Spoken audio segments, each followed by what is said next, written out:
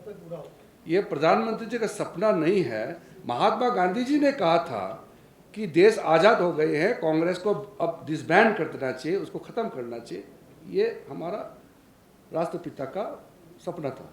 Sir जैसा आपने कहा 50 साल हो गए हैं इसको थमना नहीं, you are taking it to the public. जो मोदी डायरीज बुक है, हाँ, how would it have an यहाँ इम्पैक्ट भी ऑन है। The public?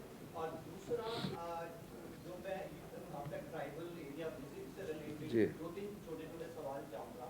रिसेंटली शिवकी बॉर्डर को बॉर्डर एरिया के नज़दीक टूरिज्म एक्टिविटी के लिए खोला गया।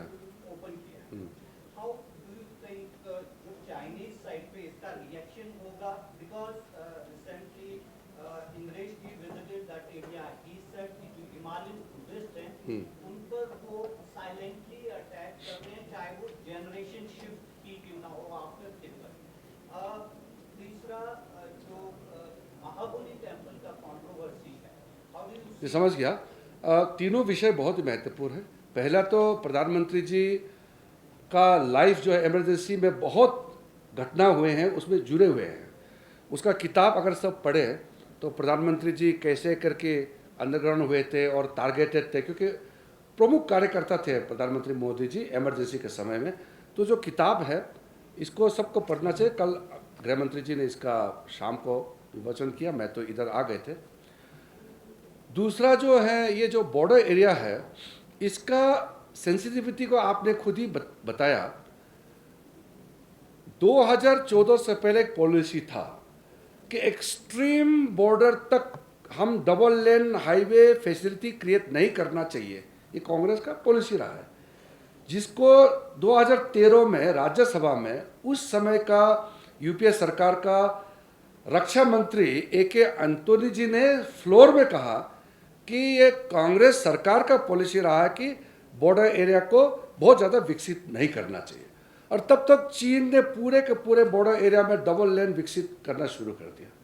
ये तो भगवान ने हमारा देश का पुकार को सुन लिया। लोगों ने मोदी जी को प्रधानमंत्री बनाया, भारतीय जनता पार्टी का सरकार आए, ये पॉलिसी को पलट करके अब बॉर्डर एरिया प्राथमिकता बन गए हैं।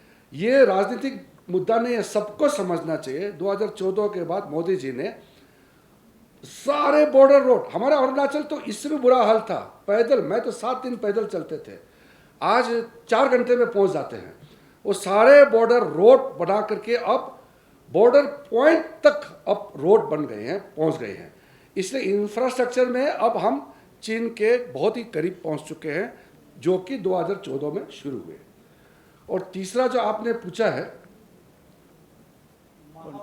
महाबोधि वाला, वो ऐसा है, वो महाबोधि टेम्पल ट्रस्ट एक्ट जो है वो बिहार सरकार का है, वो स्टेट का एक्ट है।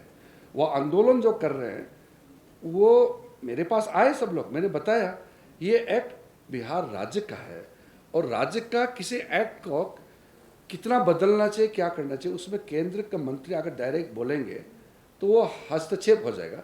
मगर मेरा से इतना कहना है कि उसको सुलह करना चाहिए। इसको एजिटेशन ठीक है, उसका उनका एक सेंटीमेंट है बौद्ध समुदाय का, लेकिन उसको कैसे उसका मैटर को सुलझाया जाए इसका बातचीत करना चाहिए। और इनडायरेक्टली लोग बातचीत भी कर रहे हैं, मेरे पास भी आए।